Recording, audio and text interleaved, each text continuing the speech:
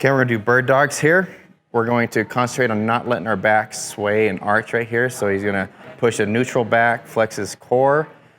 Good, and then he's gonna kick one leg back, flexing the glute and getting your leg completely straight.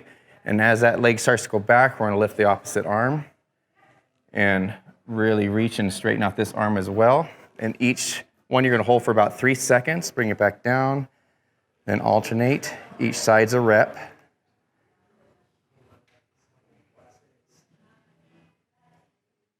And then the next side, hold for 3 seconds. 3, 2, 1. Good.